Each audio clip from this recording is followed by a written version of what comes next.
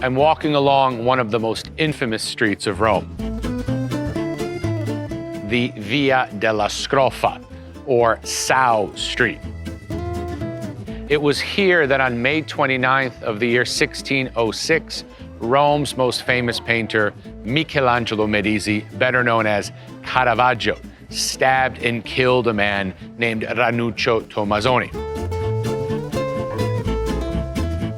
At this point, Caravaggio flees the city as a fugitive from justice. He's wanted for murder, and his travels take him to Naples, to Malta, to Sicily, back to Naples, and then to an ignominious death in unknown circumstances.